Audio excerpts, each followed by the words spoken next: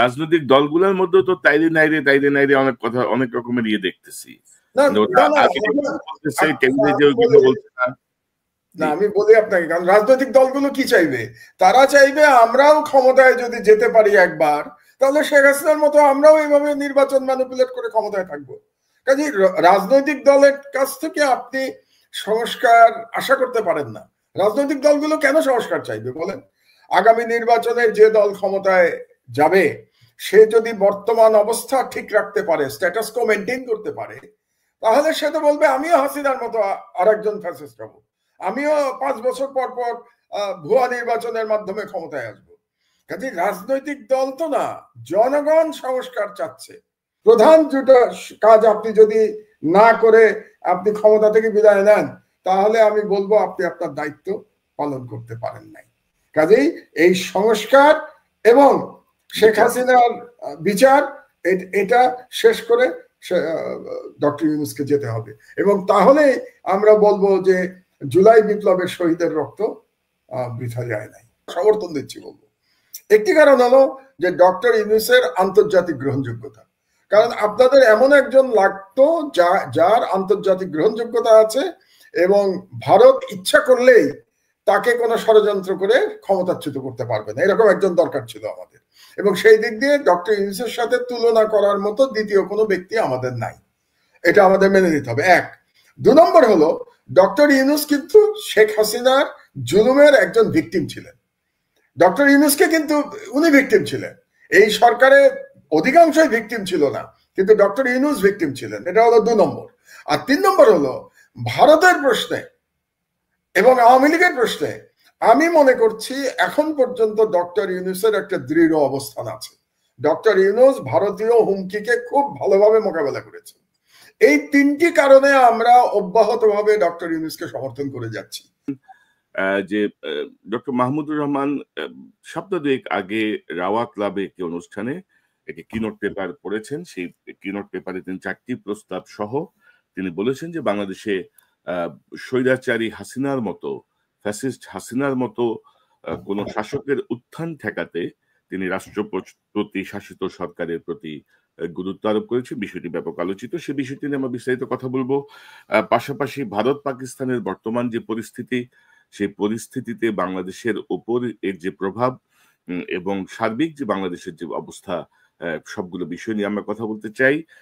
আমি যেমনটি বলছিলাম, আমার সঙ্গে যোগ দিচ্ছেন আপনাদের অত্যন্ত প্রিয় মানুষ, দৈনিক আমার দেশ পত্রিকার সম্পাদক, সাবেক জ্বালানি উপদেষ্টা, বিনিয়োগ বোর্ডের চেয়ারম্যান ডক্টর মাহমুদুর রহমান।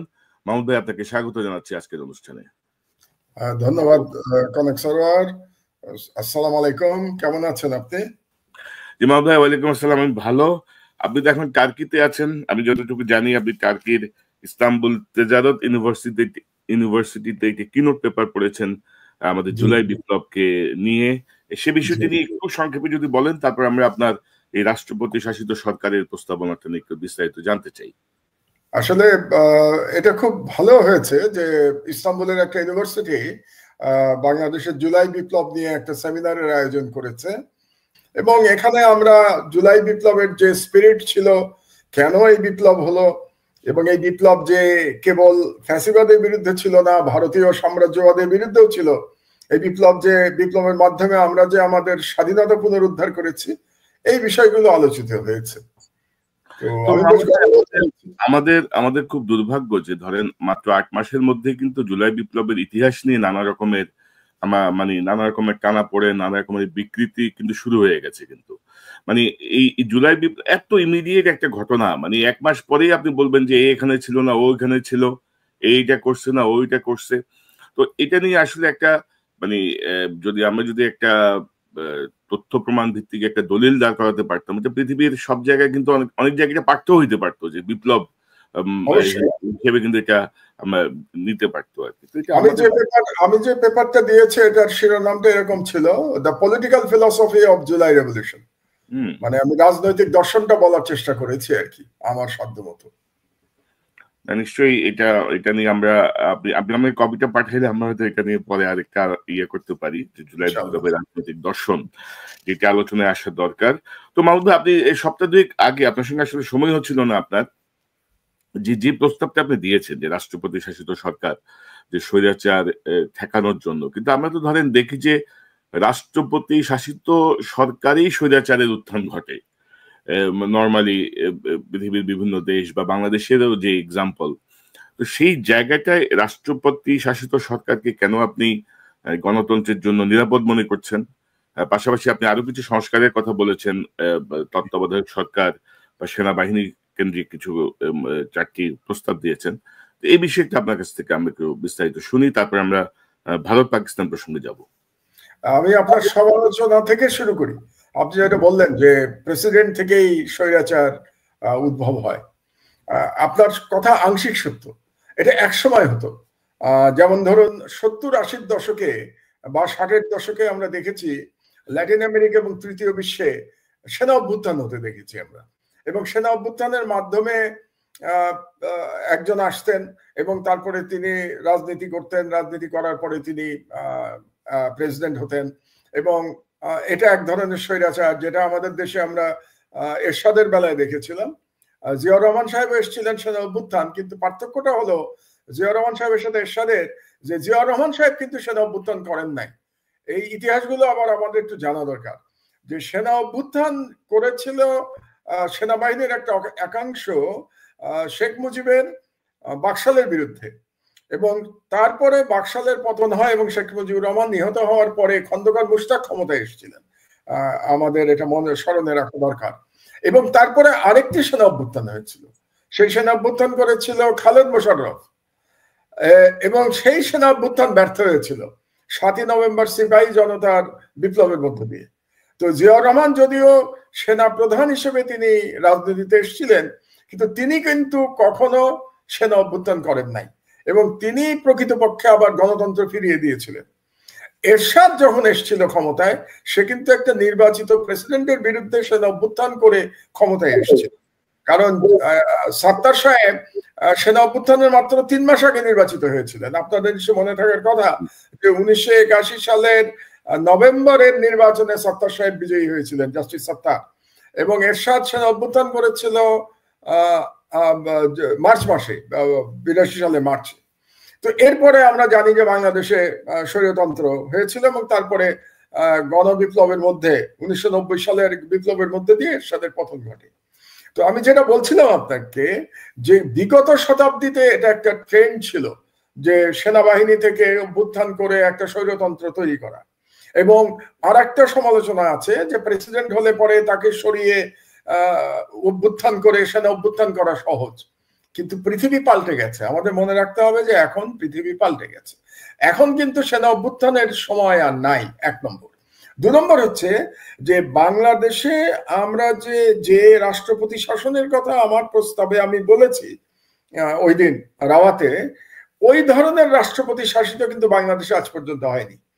আমি কোন রাষ্ট্রপতি শাসিতের কথা বলেছি এটা একটু ব্যাখ্যা করা দরকার, এবং ভালো হয়েছে যে আপনি প্রশ্নটা উত্থাপন করেছেন। আমি মার্কিন যুক্তরাষ্ট্রের মতো, কিংবা তুরস্কের মতো, কিংবা ফ্রান্সের মতো রাষ্ট্রপতি শাসিত সরকার বলেছি। আপনি মার্কিন যুক্তরাষ্ট্রে যদি আমরা দেখি, ওখানে কি হয়? ওখানে একজন প্রেসিডেন্ট নির্বাচিত হন জনগণের প্রত্যক্ষ ভোটে, এবং তিনি মাত্র 2 টার্ম নির্বাচিত হতে পারেন। সেটা পরপর হতে পারে কিংবা গ্যাপ দিয়েও হতে পারে। যেমন আমরা যদি ক্লিন্টনের ক্ষেত্রে দেখি, ক্লিন্টন পরপর 2 বার প্রেসিডেন্ট হয়েছিলেন, ওবামা পরপর 2 বার প্রেসিডেন্ট হয়েছিলেন। কিন্তু ট্রাম্পের ক্ষেত্রে আমরা দেখেছি 1 বার প্রেসিডেন্ট হয়েছেন, 1 বার নির্বাচনে হেরে গেছেন, এবার 2য় বার প্রেসিডেন্ট হয়েছেন, এবং তিনি আর 3য় বার প্রেসিডেন্ট হতে পারবেন না। কাজেই তার পক্ষে, মার্কিন কোন প্রেসিডেন্টের পক্ষে কোন স্বৈরতন্ত্র, কোন ফ্যাসিজম তৈরি করা সম্ভব না, 1 নম্বর। 2 নম্বর হচ্ছে যে মার্কিন যুক্তরাষ্ট্রে, আপনার দেশের কথাই বলি, প্রেসিডেন্টের ক্ষমতার সঙ্গে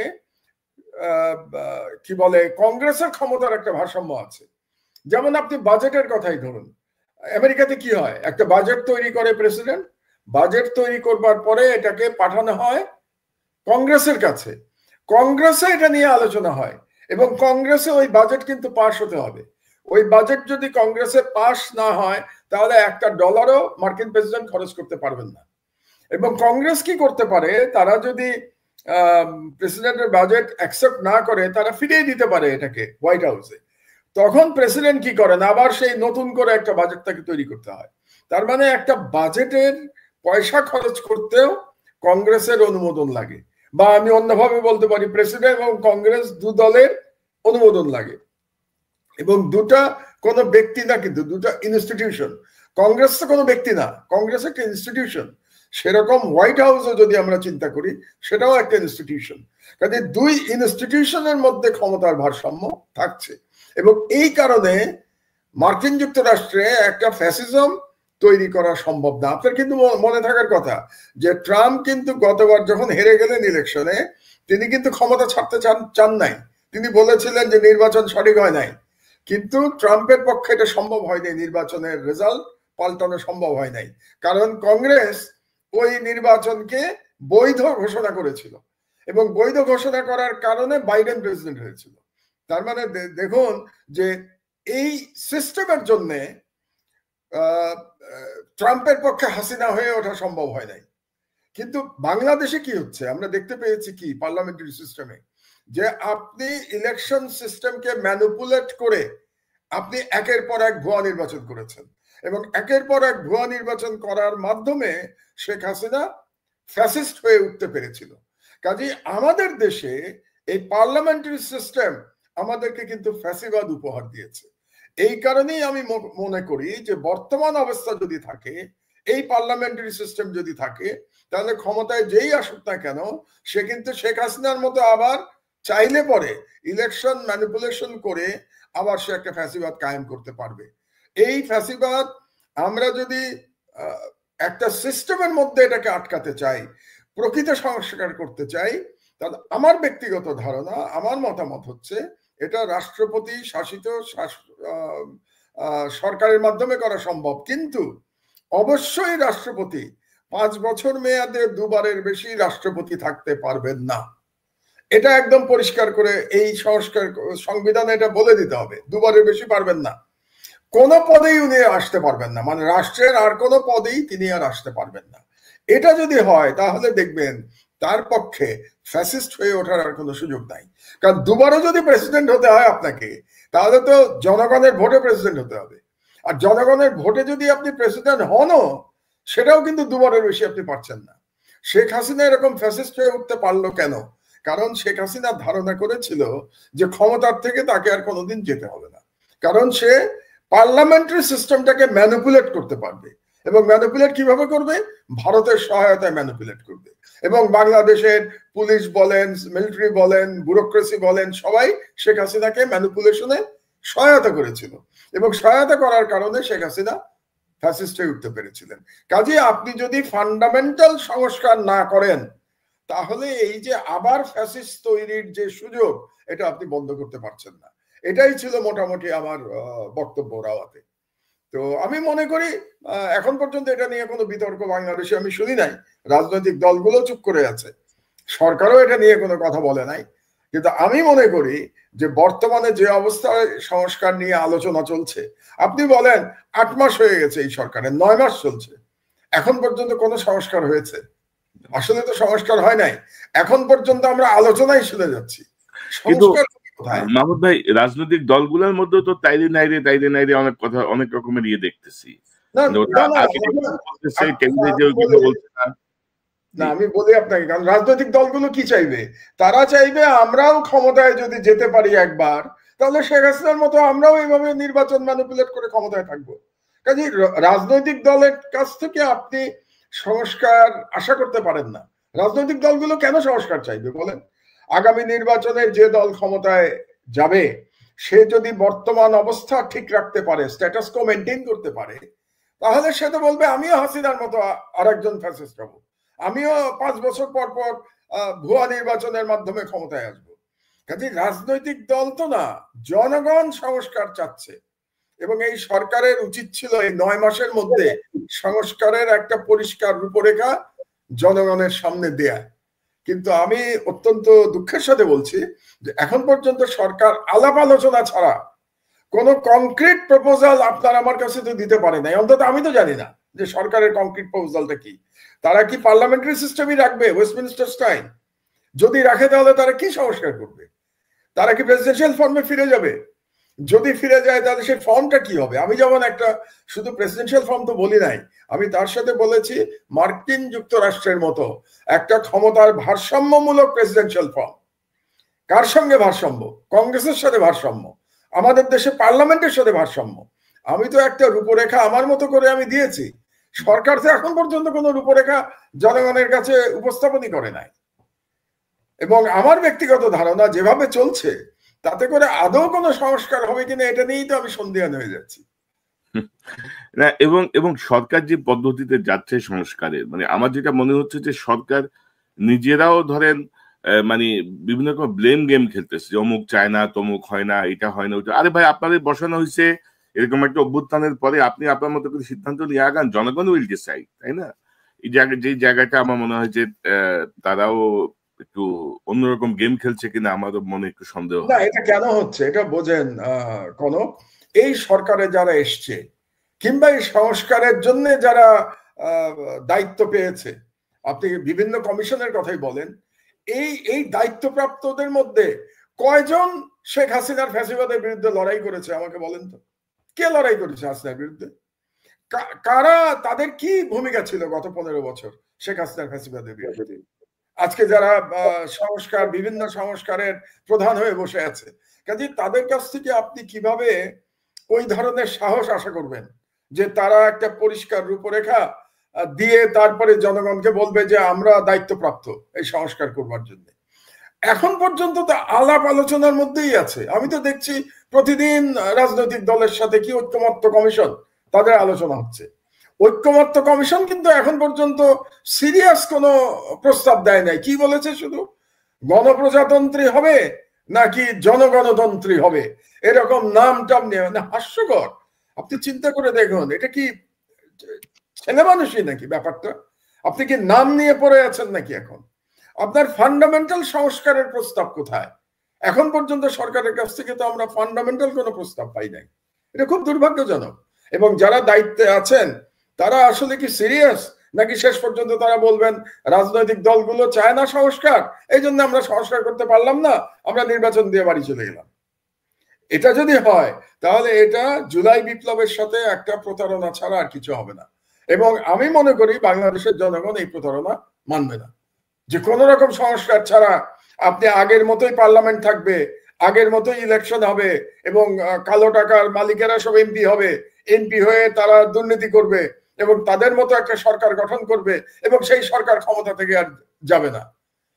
আর একটা আপনি চিন্তা করুন, তত্ত্বাবধায়ক সরকার নিয়েও তো এখনো পর্যন্ত কোনো আলোচনা হয়নি। আপনি কি জানেন তত্ত্বাবধায়ক সরকার সম্পর্কে এই মানে ইউনূস সরকার এখন পর্যন্ত কোনো প্রস্তাব দিয়েছে? আমার জানা নাই। তো তত্ত্বাবধায়ক সরকারটা কি হবে? বিএনপি বলেছে তত্ত্বাবধায়ক সরকার লাগবে, তো কোন ধরনের সরকার? আগে যেমন ছিল যে চিফ জাস্টিস সরকার প্রধান হবেন, যে এবং এই চিফ জাস্টিস সরকার প্রধান হওয়ার কারণে কিন্তু আমরা বিচার বিভাগকে ধ্বংস করেছি। এটা আমাদের মনে রাখতে হবে।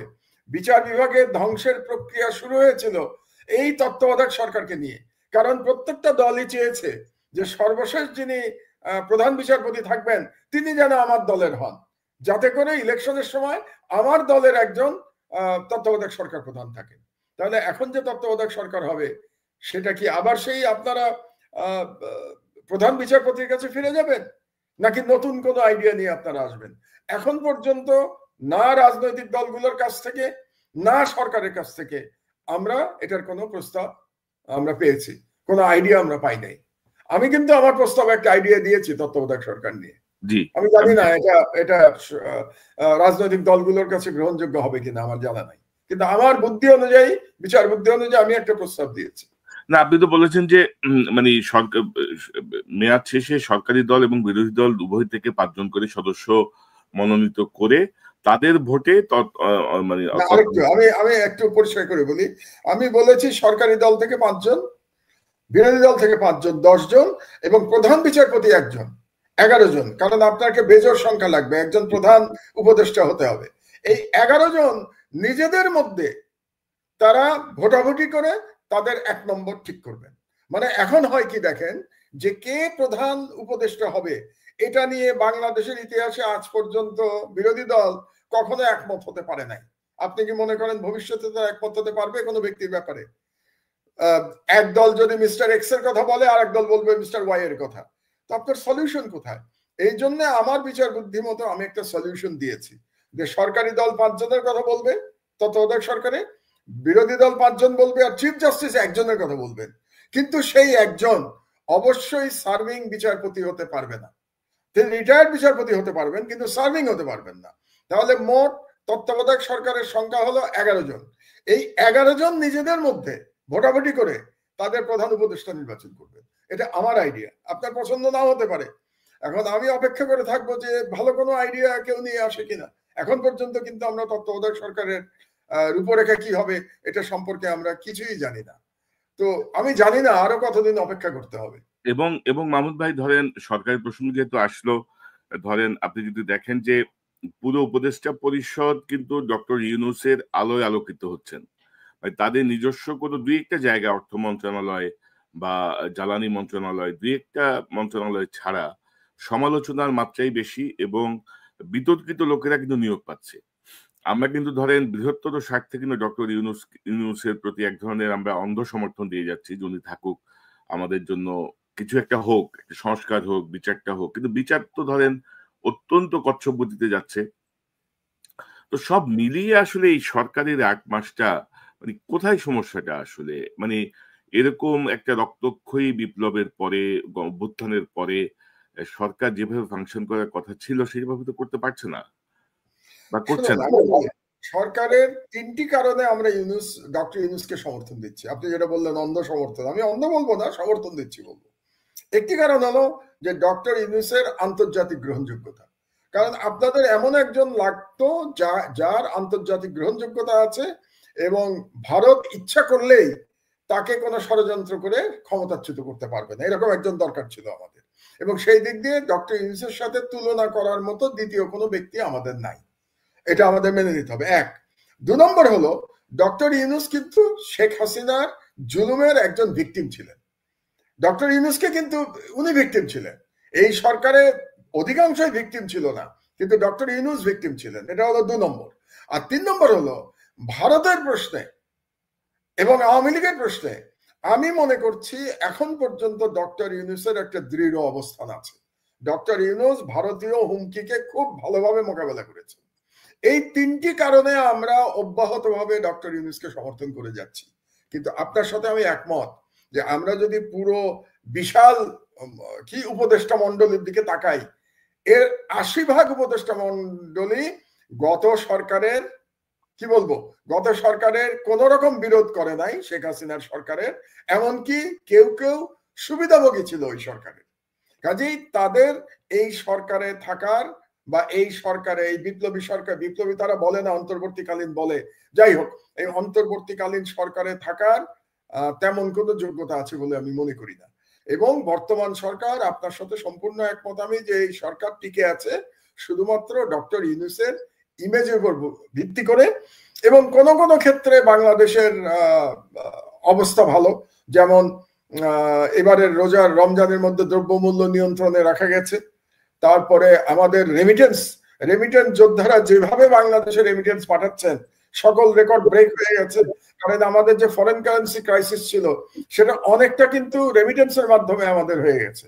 আর একটা ইন্টারেস্টিং ব্যাপার, এই যে আমেরিকা, আপনাদের প্রেসিডেন্ট ট্রাম্প যে ট্যারিফ ঘোষণা করলো, এই ট্যারিফে কিন্তু বাংলাদেশের আসলে ক্ষতি নাই, বরং বাংলাদেশের জন্য নতুন সম্ভাবনা তৈরি হয়েছে। কেন? বাংলাদেশের মেইন কম্পিটিটর ছিল গার্মেন্টস সেক্টরে চীন এবং ভিয়েতনাম। চীন এবং ভিয়েতনামের ট্যারিফ বাংলাদেশের থেকে অনেক বেশি বাড়ানো হয়েছে, আপনি জানেন, তাদের বৃদ্ধির পরিমাণ অনেক বেশি। চীনের ট্যারিফ তো 100%-এর উপরে। তো সেই দিক দিয়ে আমি মনে করি এই ট্যারিফ সিস্টেমের মধ্যে বাংলাদেশের গার্মেন্টস এর বরং এক্সপোর্টের নতুন সুযোগ তৈরি হয়েছে। তো এই সমস্ত কারণে বর্তমান সরকার অর্থনৈতিকভাবে মোটামুটি স্বাচ্ছন্দ্যে আছে, শেখ হাসিনা এত লুটপাট করা সত্ত্বেও। তো সেই দিক দিয়ে ডক্টর ইউনূস ভাগ্যবান এবং সরকার চালাচ্ছেন। কিন্তু মেইন যে দায়িত্ব তার ছিল, একটা দায়িত্ব ছিল তার সংস্কারটা শেষ করা, এবং দ্বিতীয় দায়িত্ব ছিল শেখ হাসিনা এবং তার যে লুটেরা এবং তার যে খুনি বাহিনী ছিল তাদের বিচার সম্পন্ন করা। এখন সেইটা কতটা করতে পারবেন এটা নিয়ে তো কিছুটা সন্দেহের অবকাশ তো আছেই, যে তারা আদৌ কি পারবেন, নাকি তারা আবার নির্বাচিত সরকারের উপরে এটা দায়িত্ব দিয়ে তারা চলে যাবেন। না আমি ধরেন সব সব মানে ঘটনাগুলো ঠিক পছন্দ হচ্ছে না অনেক কিছুই। তারপরে আপনি যদি দেখেন যে বিপ্লবের পরে এই উপদেষ্টা আসিফ মাহমুদও একটা বই লিখে ফেলছে, আসিফ নজরুল একটা বই লিখে ফেলছে। মানে কিভাবে সম্ভব? মানে এত গুরু দায়িত্ব ৮-১০টা মন্ত্রণালয় নিয়ে এরা আবার বই টই লিখে মানে ব্যক্তিগত ক্যারিশমা জাহির করার জন্য সব প্রস্তুত আর কি। মানে যে দায়িত্ব দেওয়া হয়েছে সেই জায়গাটা থেকে এটা আমার মনে হয় মাহমুদ ভাই যে ভারত পাকিস্তানের একটা খুবই নাজুক পরিস্থিতি। আকাশ সীমা এক গ্রুপ বন্ধ করে দিয়েছে, আরেক গ্রুপ সিন্ধু নদের পানির প্রবাহের যে চুক্তি সেটি বন্ধ করে দিয়েছে। তো সব মিলিয়ে টান টান উত্তেজনা। এর কি প্রভাব বাংলাদেশে আপনি দেখেন, বা এই মুহূর্তে বাংলাদেশের আসলে অবস্থানগত কৌশল কি হওয়া উচিত? আমি বাংলাদেশে আসার আগে একটু ভারত পাকিস্তান নিয়ে একটু বলে নেই, তাহলে দর্শকদের বুঝতে সুবিধা হবে। যে টান টান উত্তেজনা তৈরি হয়েছে, এতে কিন্তু আমি মনে করি ভারত লাভবান হয়েছে, ভারতের সরকার লাভবান হয়েছে। আমি ভারত বলবো না, মোদী সরকার লাভবান হয়েছে। কারণটা বুঝাই আপনাকে আমি। কারণ মোদী সরকার, আপনি জানেন যে মুসলমানদের ওয়াকফ বিল নিয়ে মোদী সরকার একটু বিপদের মধ্যে ছিল। ওয়াকফ বিলের মাধ্যমে মোদী যেটা চাচ্ছিল যে সেই শত শত বছর ধরে মুসলমানদের যে সম্পত্তিগুলো ছিল বিভিন্ন কাজে, যেমন ধরেন মাদ্রাসা কিংবা মসজিদে যে সব সম্পত্তি দান করে গেছে আগের মানুষজনেরা, সেই সম্পত্তিগুলো দখল করার একটা প্রক্রিয়া শুরু করেছিল মোদী সরকার। কিন্তু সেটা সুপ্রিম কোর্টে গিয়ে আটকে গেছে, এবং এই ইস্যুটা নিয়ে মোদী সরকার খুবই বিব্রত করা পরিস্থিতিতে পড়েছিল। এবং আপনাকে বলে রাখি, এটা সুপ্রিম কোর্ট ওই বিলটাকে স্টে করেছে। মানে ওয়াকফ সম্পত্তি কেড়ে নেওয়ার যে বিল পাশ করেছিল মোদী সরকার পার্লামেন্টে, সেটা স্টে করেছে, এবং আগামী মাসের সম্ভবত 6 তারিখে এটা নিয়ে শুনানি হওয়ার কথা ভারতীয় সুপ্রিম কোর্টে। এরকম একটি অবস্থায় এই কাশ্মীরের এই সন্ত্রাসী ঘটনায় ভারত সরকার কি করতে পারছে? এক হচ্ছে যে সংখ্যালঘু মুসলমানদের বিরুদ্ধে আবার তাদের ক্যাম্পেইন তারা শুরু করতে পেরেছে, এবং মুসলমানদের বাড়িঘর ভেঙে দেওয়া হচ্ছে কাশ্মীরে, এবং অন্যান্য জায়গায় মুসলমানরা খুব ভীত সন্ত্রস্ত জীবনযাপন করছে। তার মানে রাজনৈতিকভাবে বিজেপি আবার এটাকে ব্যবহার করতে পারছে, এটা একদিকে। আর 2 নম্বর হলো যে ওই বিল নিয়ে যে বিপদের মধ্যে ছিল, সেই বিপদ থেকেও এখন মানুষের নজর সরে গেছে। মানুষের নজর কিন্তু ওই বিলের দিকে ছিল, মানে মোদী সরকারের ব্যর্থতার দিকে ছিল। ওই নজরটা মোদী সরকার এখন সরে গেছে। তো সরে এখন পাকিস্তানের সাথে একটা যুদ্ধংদেহী অবস্থায় চলে এসছে মোদী, এবং অত্যন্ত বেআইনি ভাবে সে সিন্ধু নদীর সাথে যে পানি চুক্তি সে বন্ধ করে দিয়েছে, স্থগিত করেছে ইন্ডিয়া। 1960 সালের পানি চুক্তি, সে এটাকে স্থগিত করেছে। কিন্তু আমার যেটা ধারণা, যে ইন্ডিয়া পাকিস্তানের মধ্যে যুদ্ধ কিন্তু হবে না। কেন যুদ্ধ হবে না আমি আপনাকে বলি। কারণ 2 দলেরই অ্যাটমিক বোমা রয়েছে, আণবিক বোমা রয়েছে 2 দলের কাছে। এবং যখন দুটো রাষ্ট্রের কাছে আণবিক বোমা থাকে, তখন আপনি দেখবেন সেই 2 রাষ্ট্র কখনো একে অপরের সাথে সর্বাত্মক যুদ্ধে জড়ায় না। কারণ আণবিক বোমার যে যুদ্ধ, সেই যুদ্ধে কিন্তু কেউই বিজয়ী হয় না, 2 দলই পরাজিত হয়। কারণ ধ্বংস হয়ে যাবে। তো ধরেন পাকিস্তান অ্যাটম বোম মারলো ইন্ডিয়ার উপরে, ইন্ডিয়া আবার মারলো পাকিস্তানের উপরে, তো 2 দেশই তো ধ্বংস হয়ে যাবে। শুধু 2 দেশ কেন, পুরো দক্ষিণ এশিয়া ধ্বংস হয়ে যাবে। কাজে যুদ্ধ যতটা আপনি দেখছেন, আসলে আমার মনে হয় না যুদ্ধ পর্যন্ত এটা গড়াবে। একটু একটু সীমান্তে গোলাগুলি হতে পারে, 2 দলেরই 2-4 জন সৈনিক কি বিমান বাহিনীর পাইলট মারা যেতে পারে, কিন্তু যেটাকে আমরা সর্বাত্মক যুদ্ধ বলি, সেটা হবে না বলেই আমার ধারণা। এটা গেল পাকিস্তান ইন্ডিয়া প্রসঙ্গ। এখন বাংলাদেশে কি হচ্ছে দেখেন। বাংলাদেশের 2টো বিপদ হয়েছে। একটা হচ্ছে ইন্ডিয়াতে এখন এর আগে থেকেই বাংলাদেশ বিরোধী প্রচারণা চলছিল, হাসিনার পতনের পর থেকেই। সেই প্রচারণা ইদানিং বেড়ে গেছে। এবং আপনি জানেন ইন্ডিয়ার কোন কোন মিডিয়া, যেটাকে গদি মিডিয়া বলে, কারণ এগুলি সরকারের দালাল মিডিয়া, এই সমস্ত মিডিয়াতে ওই কাশ্মীরের ওই ঘটনার সাথে বাংলাদেশকে জড়িত করার অপচেষ্টাও করা হয়েছে, এবং মিথ্যা প্রচারণা করা হয়েছে ইন্ডিয়ান মিডিয়াতে একটা।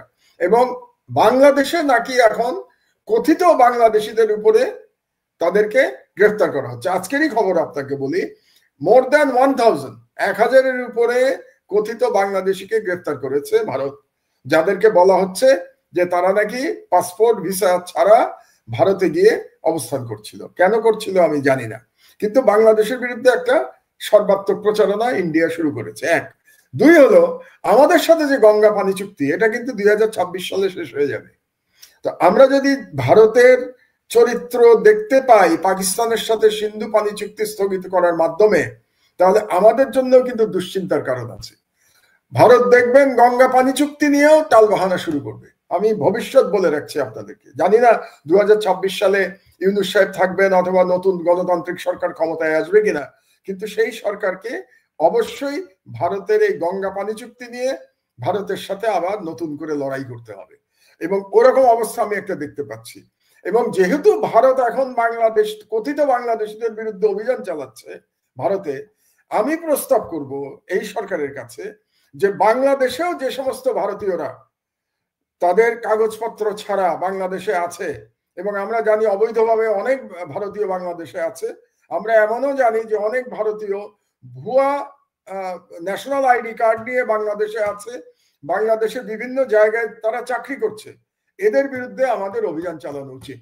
এবং যেহেতু বাংলাদেশের বিরুদ্ধে এই ধরনের মিথ্যা প্রচারণা চলছে, কাজে বাংলাদেশ সরকারের উচিত হবে এখনই বাংলাদেশেও একই রকম অভিযান পরিচালনা করা, প্রত্যেকটা ইন্ডাস্ট্রিগুলিতে দেখা যে সেখানে কোনো ভারতীয় নাগরিক অবৈধভাবে চাকরি করছে কিনা, কিংবা বিভিন্ন ডিস্ট্রিক্টেও আমাদের এগুলো দেখা উচিত।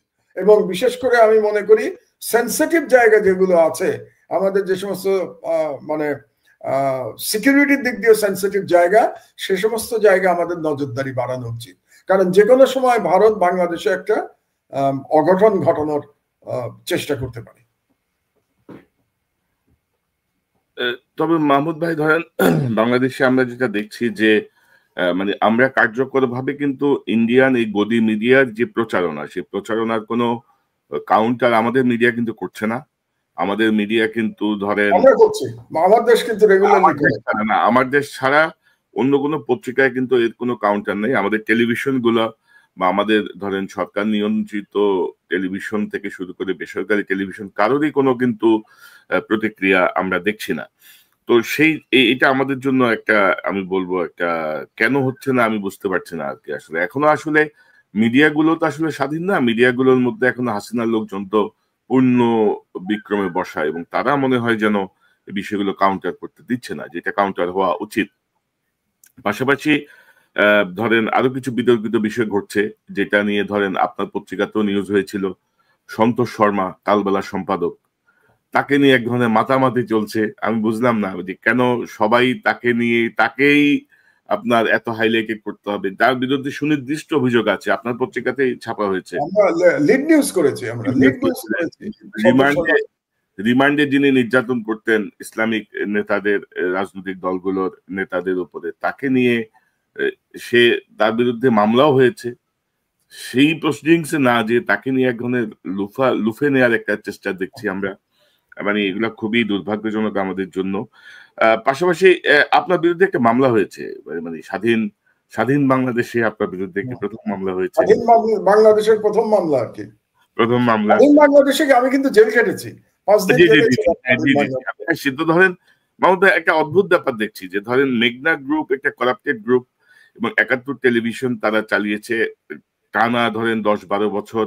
71 টেলিভিশন দিয়ে তারা এই ফ্যাসিজমকে শক্তিশালী করেছে, বিরোধী দলকে দমন, ভারতের দালালি করেছে, সরাসরি ভারতের দালালি করেছে। এবং 5ই আগস্টের পরে আসলে বিএনপির কিছু নেতার বদন্যতায় বা বিনিময়ে, অনেক কিছুর বিনিময়ে 71 টিভি চালু ছিল। তো সেই 71 টিভির যে মেঘনা গ্রুপের যে মালিকানা, সেই মালিকানা নিয়ে আপনি রিপোর্ট করেছেন আপনার পত্রিকায়, সেটি নিয়ে মামলা হয়েছে। এবং আনফরচুনেটলি আমি দেখলাম যে আপনি যেটি বলছিলেন যে স্বাধীন বাংলাদেশে যে আপনি জেল খেটেছেন, তখন কিন্তু আমরা কোনো সহযোগিতা দেখি নাই, উদার কোনো দৃষ্টিভঙ্গি দেখি নাই। আপনার মামলা কোর্ট একসেপ্ট করে নিয়েছে, সেখানে কিছু দেখি নাই। পাশাপাশি কিন্তু আমি যদি দেখি যে বিতর্কিত সাংবাদিক ধরেন মুন্নি সাহা বা আরো অনেককেই কিন্তু পুলিশ অ্যারেস্ট করে আনে, সেখান থেকে আবার ছেড়ে দেওয়া হয়। তো এই যে অবস্থাটা আপনি কিভাবে দেখেন আর কি? এবং প্রথম আলো বা ডেইলি স্টার নিয়ে আমরা যখন কথা বলেছি, আমি, ইলিয়াস, পিনাকিদা, আমরা যখন কথা বলেছি, তখন বিএনপি মহাসচিবের গণমাধ্যমের উপর হস্তক্ষেপ, স্বাধীনতার হস্তক্ষেপে একেবারে যান পরাণ বের হয়ে গেছে। তো এখন আমি মানে বিএনপি বা রাজনৈতিক দল বা সুশীল সমাজে কোনো প্রতিক্রিয়া কি আমার দেশ পেয়েছে, বা আপনি এই বিষয়টাকে কিভাবে দেখেন আপনার মতো করে একটু জানি যদি। প্রথমে আমি একটু ভারতের বিরুদ্ধে যে আমাদের বুদ্ধিবৃত্তিক লড়াই, আপনি যেটা দুঃখ করছিলেন যে বাংলাদেশের অধিকাংশ টেলিভিশন এবং প্রিন্ট মিডিয়া এটা করছে না, তো আমি কিন্তু এতে হতাশ নই। কেন হতাশ নই জানেন? এই ভারতের বিরুদ্ধে যে লড়াই বা ফ্যাসিবাদের বিরুদ্ধে যে লড়াই, এই গত 15 বছর ধরে, বিশেষত গত 5 বছর ধরে তো আমি বলবোই, আপনারা তো কয়েকজন চালিয়ে গেছেন সোশ্যাল মিডিয়াতে। আপনি করেছেন, পিনাকি করেছে, ইলিয়াস করেছে, এরকম ডক্টর তাজ হাসমি করেছেন, এবং আরো এরকম কয়েকজন তো আপনারা চালিয়ে গেছেন সোশ্যাল মিডিয়াতে। তখন তো বাংলাদেশের মিডিয়া তো একেবারেই গদি মিডিয়ার মতো ভারতের সব হাসিনার মিডিয়া ছিল এবং ভারতীয় মিডিয়া ছিল। কিন্তু শেষ পর্যন্ত আপনারাই সফল হয়েছেন এবং আপনারা কিন্তু আজ পর্যন্ত লড়াই চালিয়ে যাচ্ছেন।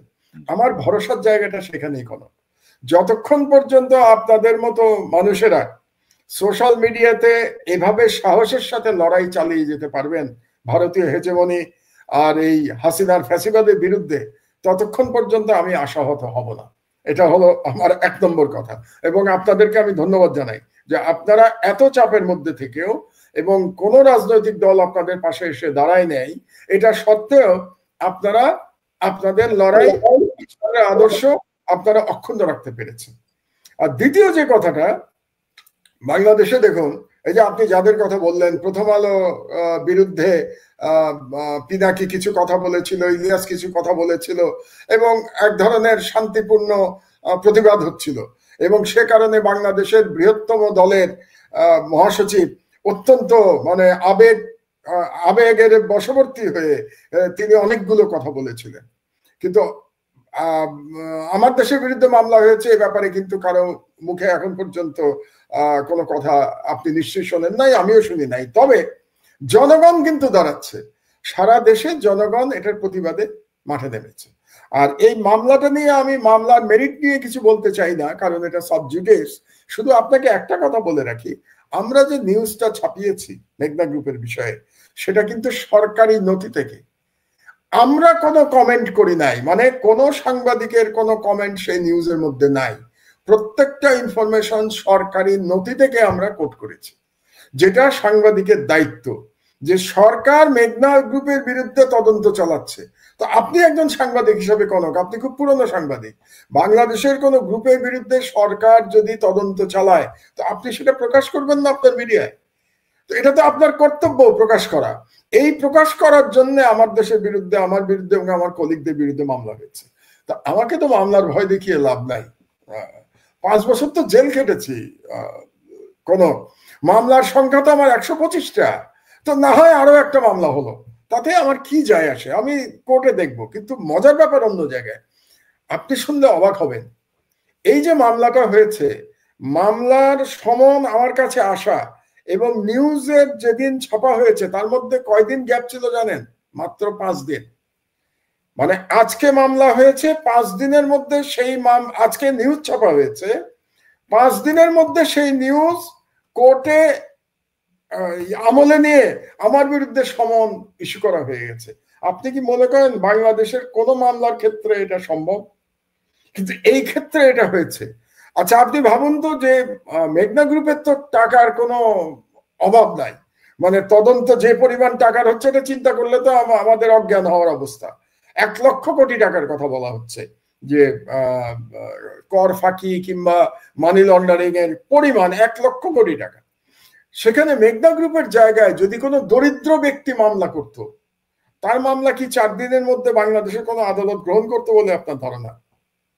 কিন্তু বাংলাদেশের এই আদালত 4 দিনের মধ্যে শুধু মামলা গ্রহণ করে নাই, সমন পর্যন্ত আমার অফিসে পাঠিয়ে দিয়েছে। এবং যখন সমন পাঠিয়েছে তখন আমি টার্কিতে, তখন আমি ছিলাম না বাংলাদেশে। এটা গেল একটা। আর একটা দেখুন, মানে এটাই হচ্ছে সব থেকে দুর্ভাগ্যজনক ব্যাপার, যে তার মানে বিচার বিভাগের পরিবর্তন তো কিছু হয় নাই। এখনো তো বিচার বিভাগ শক্তিশালী মানুষের কথায় ওঠে আর বসে, তা না হলে তো এই ধরনের কাজ হতে পারতো না, 5 দিনের মধ্যে সমন ইস্যু হয়ে যেত না, তাই না? এবং আরো ব্যাপার আছে, আপনি কি করবেন? আপনি যদি কোনো মানে নিউজে আপনি আপত্তি থাকে, তাহলে প্রথম কি করবেন? আপনি প্রতিবাদ পাঠাবেন। সেই প্রতিবাদ ছাপা না হলে আপনি কি করবেন? আপনি প্রেস কাউন্সিলে যাবেন। প্রেস কাউন্সিলে যদি বিচার না পান, তাহার পরে আপনি আদালতে যাবেন। এটাই তো সিস্টেম। আমরা তো তাই জানি। অবাক হবেন শুনলে, এই নিউজের কোনো প্রতিবাদ কিন্তু আসে নাই আমাদের কাছে। প্রতিবাদ আসার আগেই মামলা রুজু হয়ে গেছে। শুধু মামলা রুজু হয় নাই, মামলা অ্যাকসেপ্টেড হয়ে গেছে, মামলা কগনিজেন্সে নিয়ে সমন ইস্যু হয়ে গেছে। কোর্ট থেকেও জিজ্ঞাসা করা হয় নাই যে আপনি কি প্রতিবাদ দিয়েছেন। তো প্রতিবাদ দিলে প্রতিবাদ কোথায়? এটা হচ্ছে বাংলাদেশের বিচার বিভাগের অবস্থা। এখন আমি জানি না, আইনমন্ত্রী তো জুলাই বিপ্লবে জড়িত ছিলেন, আসিফ নজরুল সাহেব, আপনি বললেন উনি বই লিখেছেন জুলাই বিপ্লব নিয়ে। তো তিনি কি জানেন তার নিম্ন আদালত কিভাবে পরিচালিত হচ্ছে? তো আমি আশা করি তিনি না জেনে থাকলে তিনি খবর নেবেন যে কিভাবে 4 দিনের মধ্যে আমার দেশের বিরুদ্ধে মামলা গ্রহণ করা হলো। মাহমুদ ভাই, উনি সবই জানেন এবং সবই ওনার ইশারাতেই হচ্ছে। মুন্নি সাহা সাউন্ডের কিছু হয় না।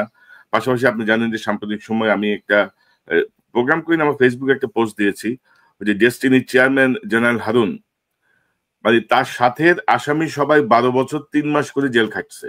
12 বছর সাজা, 3 মাস অতিরিক্ত খাটছে। আর জেনারেল হারুন 58 দিন জেল খেটে জামিন পেয়ে বের হয়ে গেছে। এবং এর আগে 7 দিন জেলে ছিল, মানে প্রথম যখন আত্মসমর্পণ করে সবাই।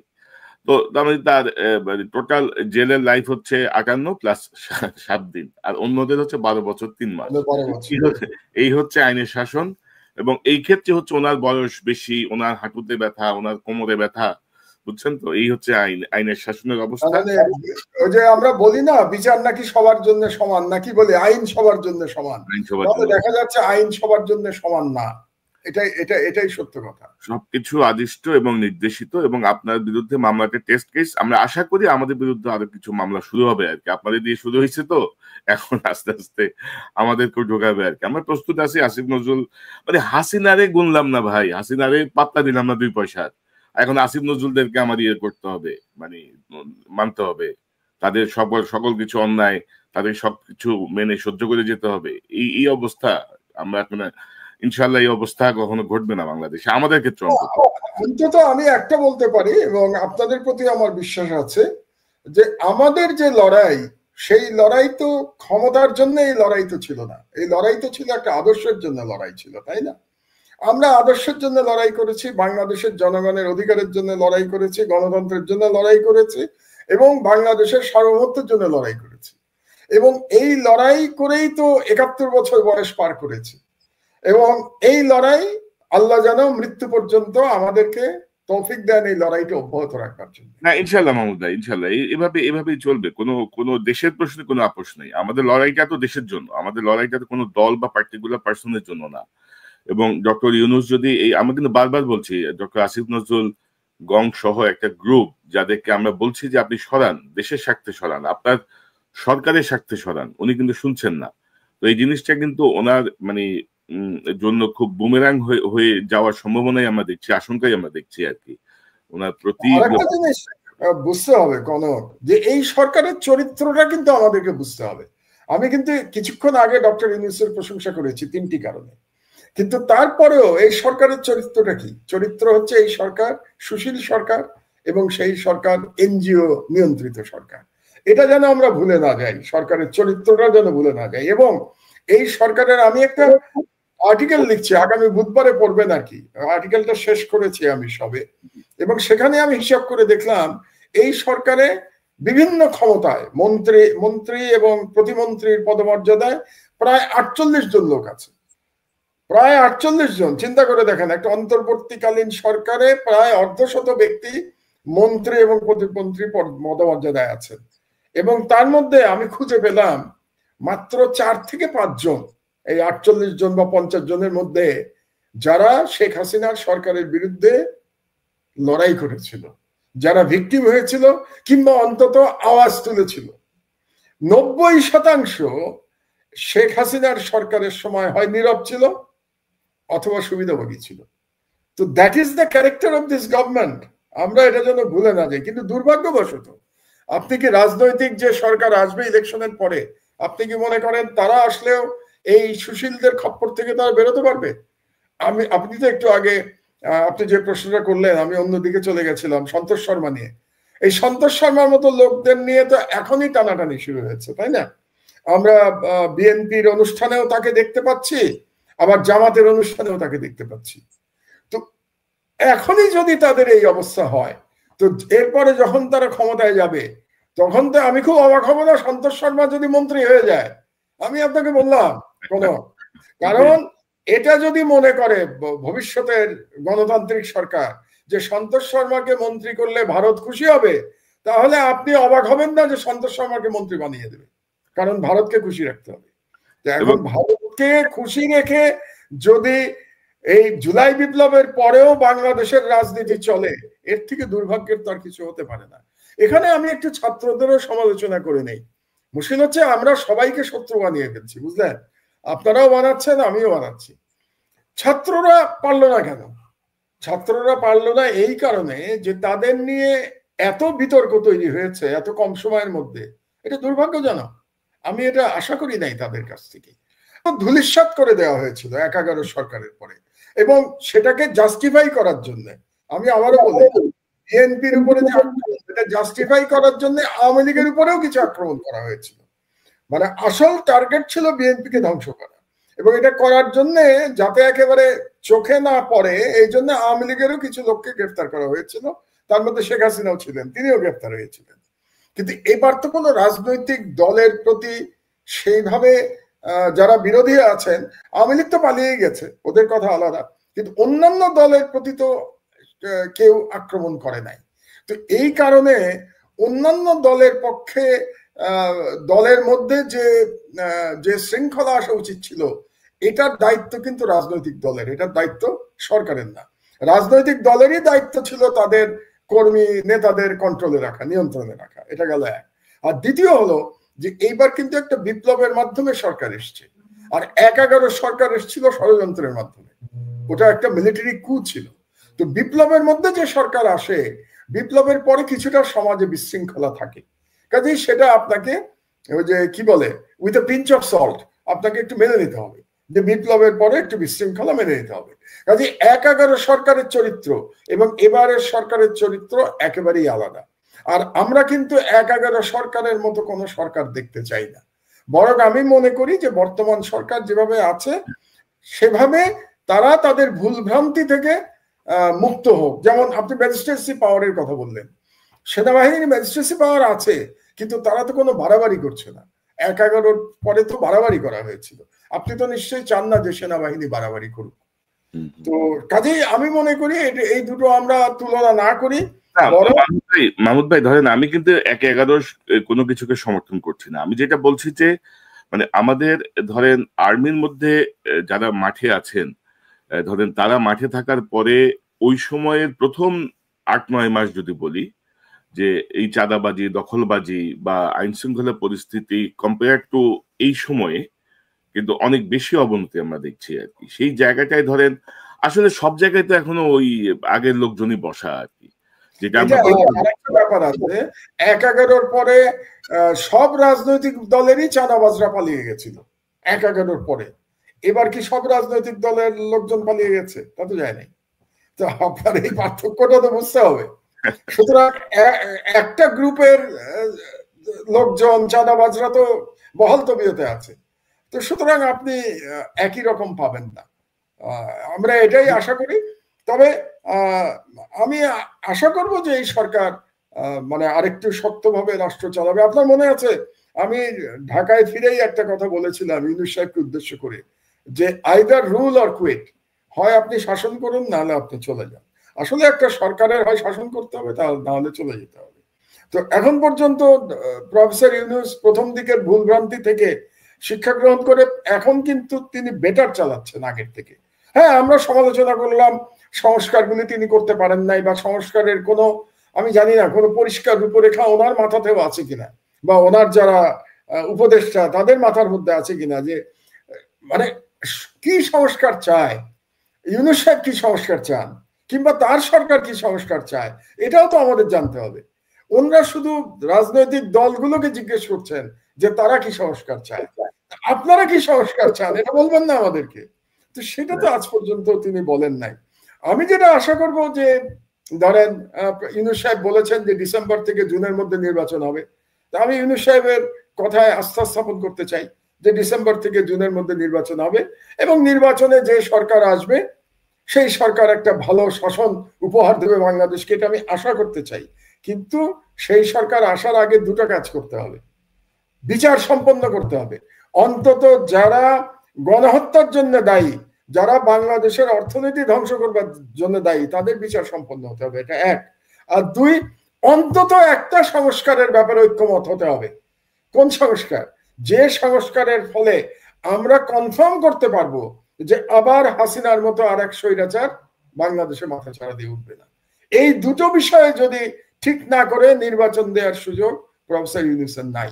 কাজে আমি মনে করি যে এখন পর্যন্ত সরকার সংস্কারের ব্যাপারে এবং বিচারের ব্যাপারে যে স্পিডে কাজ করেছে তাদের স্পিড অনেক গুণ বাড়াতে হবে। এখন এত স্লো কাজ করলে হবে না, বিচারও তাড়াতাড়ি করতে হবে এবং সংস্কারের ভাই আলাপ আলোচনা যাই করেন না কেন তাড়াতাড়ি করে সংস্কার সম্পন্ন করেন। এবং মাহমুদ ভাই, আমার যা শেষ একটা প্রসঙ্গ জাস্ট 1 মিনিটের মধ্যে শেষ করতে চাই যে আপনারা বলছেন যে সেনাবাহিনীকে রাজনীতি মুক্তকরণ বা ধরেন আমাদের গত 15 বছর স্পেশালি আমরা যদি বলি বিচার বিভাগ বলেন, প্রশাসন বলেন, সেনাবাহিনী বলেন, যেভাবে আত্মীয়করণ বা দলীয়করণের মাধ্যমে প্রমোশন হয়েছে। যেমন ধরেন আমাদের পার্শ্ববর্তী ভারতকে নিয়ে আমরা অনেক কথা বলি, কিন্তু ভারতের সেনাবাহিনীর কিন্তু কে চিফ হবে এটা সে 5 বছর আগেই জানে যে মানে সে যদি এই ভাবে চলে বা এই কোর্সগুলো কমপ্লিট করে he will be the chief, বা তার এই জায়গাটায় যাইতে কোনো বাধা নাই। কিন্তু যেটা আমাদের এখানে সব পলিটিসাইজড হয়ে গেছে। তো সংস্কারের মধ্যে আপনি কি মনে করেন না যে আমাদের বিচার, প্রশাসন, সেনাবাহিনী এই সবগুলো জায়গায় যোগ্যতার মাপকাঠিতে পদোন্নতি এবং মানে পজিশনের ব্যাপারে একটি সুনির্দিষ্ট নীতিমালা, যেটি আপনি বলছিলেন নিরাপত্তা উপদেষ্টা বা এরকম একটা, আমার তো সুনির্দিষ্ট প্রস্তাব আছে। জি আপনি পুরোটা যদি পড়ে থাকেন, আমার খুব বেশ বড় থিসিস তো প্রায় 20 পাতার বই, সেখানে আমি পরিষ্কার ভাবে বলেছি, একজন জেনারেল পরিষ্কার ভাবে বলে গেছিল যে ভারতীয় নির্দেশ ছাড়া বাংলাদেশে সেনাপ্রধান নিয়োগ প্রাপ্ত হয় না। বাংলাদেশে সেনাপ্রধান কে হবে এটা দিল্লি ঠিক করে দেয়। আপনার টকশোতে বলে গেছে, একটা লিখিত চুক্তি করতে হয় ওদের সাথে, চুক্তি এটা আপনার টকশোতে বলে গেছে। তাহলে এই যে পরিস্থিতি, এটা তো সেনাবাহিনী করে নাই, এটা করেছে ভারত এবং হাসিনা মিলে। তার মানে এই যে পলিটিসাইজেশনের কথা আমরা যেটা বলছি, এটা কিন্তু করেছে রাজনীতিবিদরা, এটা করেছে হাসিনা ক্ষমতায় টিকে থাকার জন্য, নিজে ফ্যাসিস্ট হয়ে উঠবার জন্য। সেখানে সেনাবাহিনীর ব্যর্থতা কোনখানে? সেনাবাহিনী এটাকে মেনে নিয়েছে, এটা হচ্ছে সেনাবাহিনীর ব্যর্থতা। সেনাবাহিনী কেন মেনে নিয়েছে এটারও ব্যাখ্যা আমি দিয়েছি আমার বক্তব্যে। মেনে নিয়েছে কারণ বিডিআর হত্যাকাণ্ড। আমার ব্যক্তিগত ধারণা, বিডিআর হত্যাকাণ্ড ওভাবে যদি না হতো এবং সেই দিন যদি সেনাবাহিনী এই বিডিআর এ যারা হত্যাকাণ্ড চালিয়েছিল তাদের বিরুদ্ধে অ্যাকশন নিত, তাদের ব্রাদার এবং তাদের পরিবারকে বাঁচানোর জন্য তারা অ্যাকশনে যেত এবং শেখ হাসিনাকে ইগনোর করত, তাহলে বাংলাদেশের সেনাবাহিনীর ইতিহাস অন্যভাবে লেখা হতো। এবং যেহেতু ওই বিডিআর বিদ্রোহে 57 জন দেশপ্রেমিক সেনা অফিসারকে হত্যা করতে পেরেছিল ষড়যন্ত্রকারীরা, সেটা দেশি হোক বিদেশি হোক, তাদের পরিবারকে ধ্বংস করেছিল, বিডিআর কে ধ্বংস করেছিল। এবং এর মাধ্যমে কি হয়েছে দেখেন, সেনাবাহিনীর মেরুদণ্ড ভেঙে দেওয়া হয়েছিল। এটা হলো আমার ব্যক্তিগত অ্যানালিসিস। এবং মেরুদণ্ড ভেঙে দেওয়ার ফলে কি হয়েছিল দেখেন, যারা এরপরে প্রতিবাদ জানিয়েছিল এই বিডিআর হত্যাকাণ্ডের বিরুদ্ধে, তাদের কি হয়েছে? তাদেরকে চাকরি থেকে বের করে দেওয়া হয়েছে। শুধু তাই না, তাদেরকে ভয় দেখানো হয়েছিল, এই ইন্ডিয়ান আর্মি কিন্তু অ্যাটাক করবে তোমরা যদি হাসিনাকে সাপোর্ট না করো। তাহলে আপনি একেবারে প্ল্যান্ড ওয়েতে, পরিকল্পিতভাবে বাংলাদেশ সেনাবাহিনীর মরাল ভেঙে দিয়েছিলেন। তো এটার জন্য শুধু সেনাবাহিনীকে তো আমি দায়ী করতে পারি না, সেনাবাহিনীকে দায়ী করব অতটুকুই যে তারা সাহস করে এটার প্রতিবাদ করে নাই। তারা যদি অ্যাজ অ্যান ইনস্টিটিউশন এটার প্রতিবাদ করত, তাহলে শেখ হাসিনা এইভাবে 15 বছর তার ফ্যাসিস্ট শাসন ব্যবস্থা চালাতে পারত না। তো কাজেই আমি ওখানেই এই প্রস্তাবটাই করেছি এবং এই কারণেই আমি বলেছি, যদি আপনার সেনাবাহিনীর রাজনীতিকরণ ঠেকাতে হয় তাহলে বাংলাদেশের সরকার ব্যবস্থার পরিবর্তন করতে হবে। সরকার ব্যবস্থার পরিবর্তন মানে আমি বলেছি প্রেসিডেন্সিয়াল ফর্মে আসতে হবে, এবং প্রেসিডেন্সিয়াল ফর্মে এসে প্রেসিডেন্ট যখন সরাসরি সেনাবাহিনীকে নিয়ন্ত্রণ করতে পারবেন, এবং কোন প্রেসিডেন্ট যিনি জনগণের ভোটে নির্বাচিত হবেন, সেরকম একটি প্রেসিডেন্ট যখন সেনাবাহিনীর গার্ডিয়ানের ভূমিকা পালন করতে পারবেন, আমার মনে হয় তখন আমরা একটা সাহসী এবং দেশপ্রেমিক সেনাবাহিনী তৈরি করতে সক্ষম হব। কাজে আপনি রাষ্ট্রের যদি সংস্কার না করেন, মানে রাষ্ট্র ব্যবস্থার সংস্কার যদি না করেন, তাহলে আমার আর্গুমেন্ট হচ্ছে যে আপনি সেনাবাহিনীর সংস্কার করতে পারবেন না। আপনি শুধু সেনাবাহিনীর সংস্কার আলাদাভাবে করতে পারবেন না যতক্ষণ না পর্যন্ত আপনি রাষ্ট্র ব্যবস্থার সংস্কার করতে পারবেন। এটাই হচ্ছে আমার মূল কথা। ওটাই এখন ধরেন আমরা আসলে জুলাইয়ের বিপ্লবের মধ্য দিয়ে যেই সুযোগটা পেয়েছি, সুযোগকে যদি আমরা কাজে লাগাতে না পারি, আর ডক্টর ইউনূস যদি কচ্ছপ গতিতে মানে ওনার এই কি বলবো অকর্মণ্য এক গ্রুপ উপদেষ্টাদেরকে নিয়ে যদি এগোতে থাকেন, আসলে এই বিপ্লবের ধারাও ব্যাহত হবে এবং আমরা আমাদের কাঙ্ক্ষিত লক্ষ্যেও আসলে পৌঁছাতে পারবো না।